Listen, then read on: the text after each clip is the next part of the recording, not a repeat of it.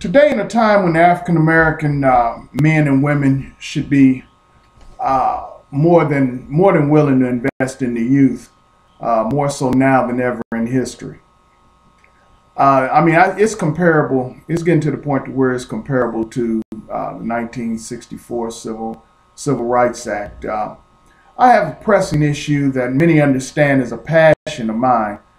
Um, it's none other than Kokomo, Indiana, and the lethargic. And I'll just go ahead and read the lethargic display of its African American leadership.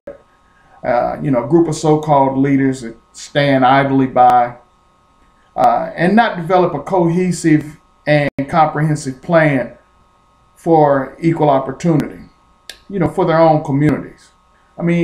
It's actually mind-boggling to me. I remember the days when, accountability was, paramount amongst the preachers and community leaders. In the days of, pastors such as, F.S. Kemper, Reverend Burton, Reverend Carr, Reverend Jackson, Reverend Melvin Bellamy. Those days are long. Those days are long gone. Obviously, these men worked full-time jobs, and they still found the space and time in their lives, to serve the community and support such organizations as the NAACP, which is practically, dead now. I can remember the Black Student Union, how they used to come to the Black Student Union and support the African American teens and all of us and speak to us on issues without, I'm sure we had our social ills and different things that they didn't understand about us, but they never took their hand off of us. That seems to be where we have this gulf in between leadership compared to what is needed within the community. It's like, telling kids to, pull your pants up. Well, you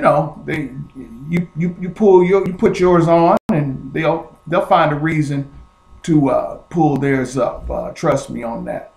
But just going on, it says, yes, the larger churches have definitely, made a lot of progress, and we're paying our preachers salaries and different things like that. And I'd be the first one to say that, I don't have a problem with that. But let's break it down into some simple dialogue and just keep this real. Nowadays, ministers they're receiving income into their church through federal funds like program faith-based initiative. My Brother's Keeper. He's selling chicken dinners down at the mayor's office and administration. And basically, when we do that, then it's almost like they're beholden to these entities.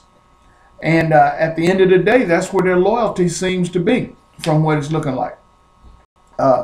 If we ever want to find out where someone is speaking from and who they're speaking to, all you have to do is pretty much follow the money trail, and it lets you know who is really doing the talking. And a lot of times when someone is not talking, it's because they are having their own personal agendas met, whether it's be from within, funds within, different things. They're, strange bedfellows to the rest of a lot of you, but I know the system and I know how it works, and so I'm going to try to enlighten you on just a couple of things. You can connect the dots. Who gets the jobs in the schools, who gets the jobs in administrative offices, who gets the jobs, down at City Hall. It speaks for itself. So does your local politician and community leaders. Their history speaks for itself as well. Let's just, step back and instead of bowing down to a situation that is not conducive to things like equal opportunity, the development of your child, helping your child to be able to go to school and not only be taught, but being able to even stay in school. The discipline, more and more African American kids are expelled and suspended from school for just minor infractions and different things like that. I'm going to suggest that that you start standing up to a situation and get you some type of community outreach form it yourselves. Do what you have to do, and I say this across the board to whether it be Chicago, Indiana, Maryland, anywhere, But I just see that Kokomo is not a little, you're a lot behind, because you have actually nothing going on, and nothing of any substance anyway. I brought up something about the hiring practices over 2 months ago, 3 months ago, all summer long. And I have not seen not one person challenge that school board. And I will continue to bring that situation to light about what was done with Phil Cox, not because of Phil Cox per se, but it wasn't just done to Phil Cox. It was done to you. It was done to your child. It was basically a man, Mike Wade, who took a human director's position in human resources. The director of human resources stepped out of his athletic director's position, pulled up a Jason Snyder, who was in the coaching ranks, moved him to athletic director. When Phil Cox decides he wants to become the head coach, and rightfully so, after being on the bench like this, now everyone can get promoted except Phil. Now, what's wrong with that? What is wrong with that picture? And what's even worse is, what is wrong with people that's sitting around and ain't doing nothing about it? You know what I'm saying? I just had a couple notes there that I just kind of wanted to make sure that I touched on it on some of the issues. And right now, here we are, 3 months, 4 months, 5 months even later, and no one has addressed this issue. It is as if it's okay for you to exclude us rather than include us in your hiring practices. It's been 111 years and you haven't had a black coach, so what are you complaining about? We've been getting along fine. Yeah, that's right. You've been getting along fine, not we. I have had African American men involved in that school system ask me we do this, we do that. No, brother. You ain't doing nothing. You have no juice, and you will not have any juice unless you can get these people together. And if it's not going to come from the leadership that is in place right now, then I want to suggest that you young black men, while you're sitting around throwing a few back or turning it up, as they say nowadays, get together and realize what they're doing to your child. See, they're doing it to your child. They done already done you. Trust me. They don't believe you're going to do anything. And obviously, if you look at the track record of what's happening, you're not going to do anything. Okay? And the reason you're not going to do anything is because those people that are supposed to be representing you as leaders, being from the pulpit to the corner, you don't hold these people accountable. So, I mean, personally, I'm going to just tell you, there is no man that walks the face of this earth that Ray Charles will not challenge. I don't drink nobody's Kool-Aid, and I'm not trying to get anybody to drink mine. Okay, yes, though there are those that will say, well, how dare he be 200 miles away and involve himself in our problem? Well, that's because I'm going to just tell you something. See, I was Kokomo born, Kokomo bred. And when I die, I'll be Kokomo dead. So before you even knew that there was a Kokomo, Indiana, I was there fighting for what was right. So you can't take that away from me. You run to my 80-year-old mother. What's wrong with him? What's wrong with him? Put on your big boy britches and ask me. You know, she ain't my mommy no more. I don't have a mommy anymore. I have a mother. She's 80 years old. She has nothing to do with what I say. She may not even share my own beliefs. You don't know. So leave my angel alone, okay? So I don't have to get indignant with that. But on the real tip, though, you should open your mouth about something. Come on out of that corner, challenge the school board, go up to them and ask them, what are you doing about getting black teachers and black administrators? And we already see what you did with the coach. See, what they told you about that coach was that they went to Ohio and got that coach. They ain't going nowhere but the Logan Sport, okay? I'm just letting you know. The man, Matt Jones, whatever his name, Matt Jones, okay, probably a good guy. I don't really know, and I really don't even care.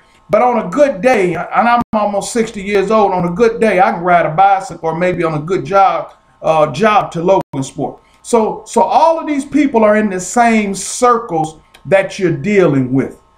All right, you don't understand that. They're in the same, Mike Wade, Jason Snyder, and Matt Moore. They're all there. And the reason that Mike Wade does not want Phil Cox to be the head basketball coach is because it's going to open up opportunities for your young black kids that's over there on that north end to be able to play basketball, which means that they're going to be able to earn scholarships, whether it be Division I, Division II, Division III, or whatever. But they know they wouldn't be able to do that. So Mike Wade does not want Phil Cox having any control over his child, the young man who I won't even mention his name because I love all children. And I don't believe in doing them like that. But if you're local, you know who his son is. He's a freshman. You know, matter of fact, he's the varsity all quarterback on the football team right now.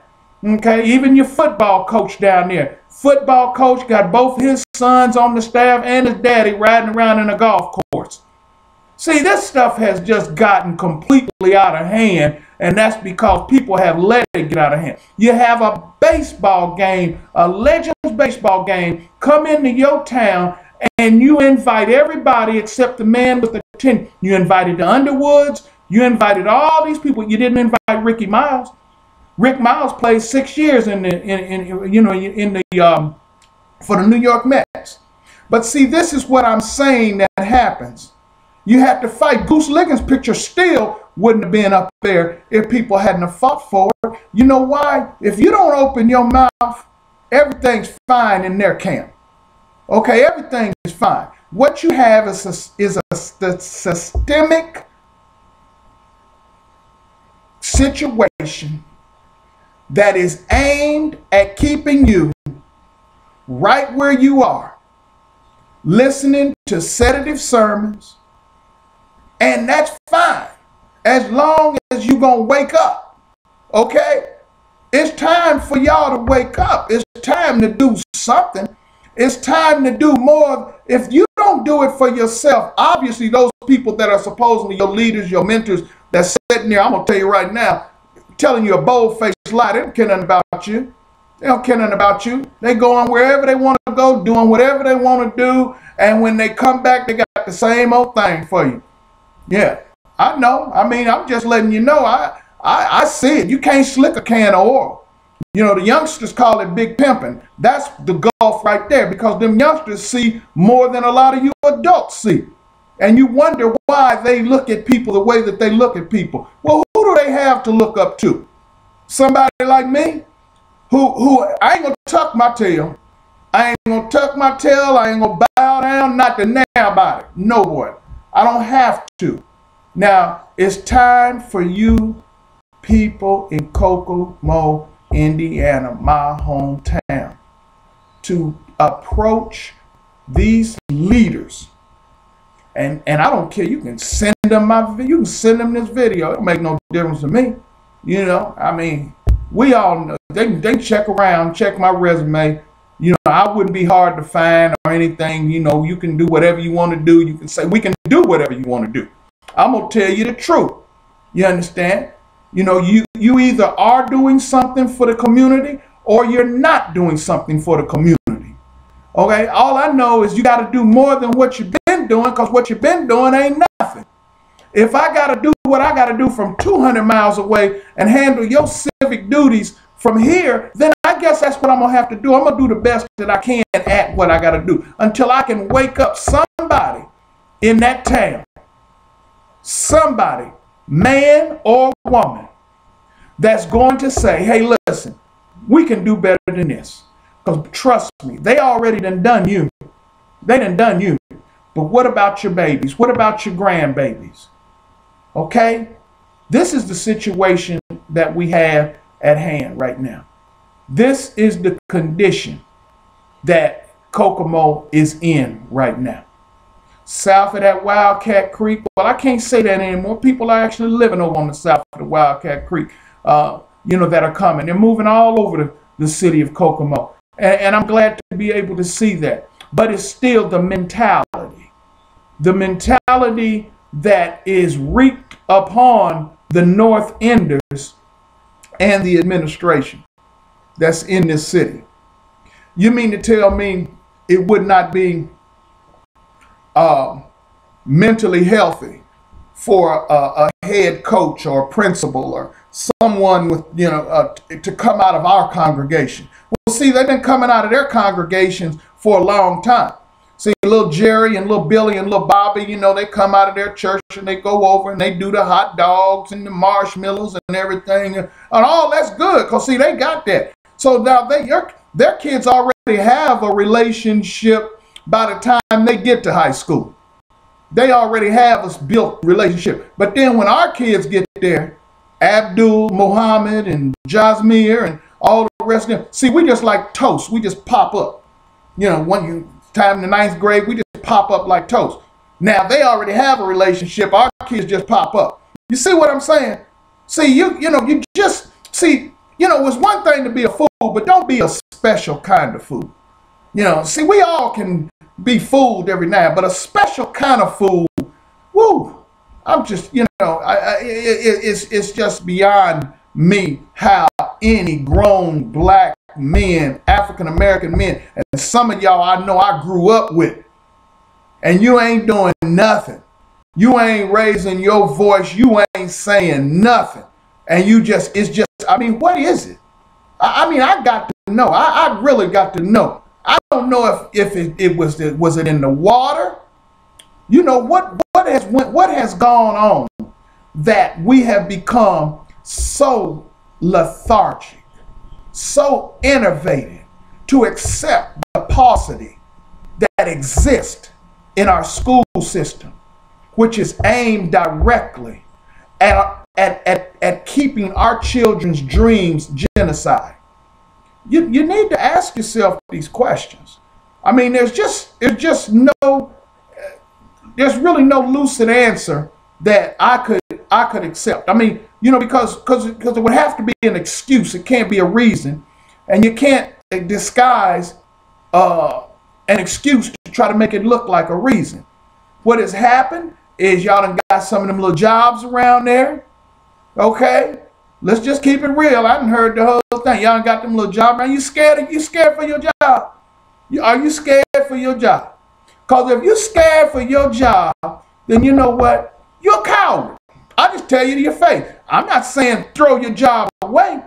I'm just saying you're a coward. And if you're a coward and you can accept being a coward, then you know what I'm saying? Do what cowards do. Tuck your tail, find a corner, go somewhere and get quiet. But I just don't believe it. And I'm especially speaking to the young men and the young women, and especially you single mothers. Listen, let me tell you something. If the brothers ain't gonna do nothing, you know what, then y'all got to do it. Get your babies together. Sit down and talk. Find out what's going on. Find out what is happening with your children. Find out why they have no black teachers there. You mean to tell me black teachers are good for everybody? We don't live in an all-white world, do we? No, we don't. We live in an all-black world. So we're not asking you to hire black teachers for black kids. We're asking you to hire qualified black teachers and black administrators and be fair about your hiring practice. And what you did to Phil Cox was it was a crime. It was a rape. It was a high-tech lynching. And I'm just disappointed. I'm disappointed in you, preachers. I'm disappointed in you, councilmen. I'm disappointed in you, representatives, that you would stand idly by and let that happen to that man. That blood is on your hands. How do you lay down and sleep with yourself?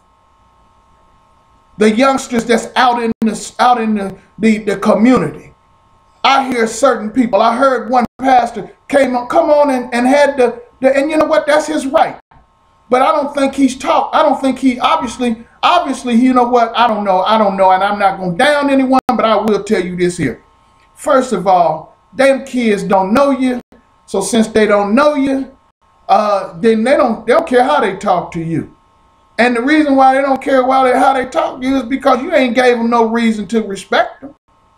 I mean, this is what I'm trying to say. Yes, our children are in a terrible state in the way of education, and that's why I'm talking about what I'm talking about. Quit blaming it on the kids. They didn't get themselves in that mess. They did not get themselves in this mess. But those of you who sit around and continue to see them have to struggle in the mess, well, why don't you talk about you? Well, I'm talking about you.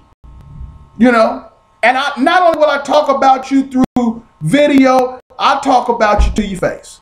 We can talk about each other to our face. You know, my track record speaks for itself. Everything I say, I back up. I don't say nothing once, I can't say twice. I don't care nothing about friends. I'm not thirsty. I'm not thirsty for friends. I don't have to make friends. You understand? My whole thing is to be useful, not used. You understand? I want to win the affection of the children and the respect of my critics and my pundits. You understand? To help people, you understand that because I live, that they might breathe easier. You see, I'm going to leave things better than I found it. Now, can you say that? Whatever your position is and whatever it is that you're doing in that community, can you say that when you leave it, it's going to be better than when you found it? Probably not. Not with what I see right now. Not with what I see. So you keep on with your dilly-dallying around, and I'm speaking to everyone. I'm speaking to everybody. You people in the community, you keep letting these people play with your kids' future, and it's going to go, and your children will not get to where they need to be, and it's going to be on your hands.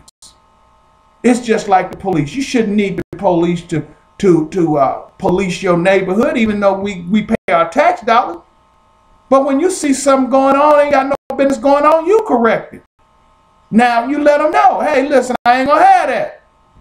That's all you gotta do. Hey, listen, I ain't gonna have that. You know, just ain't gonna have it. Ain't going back. They understand.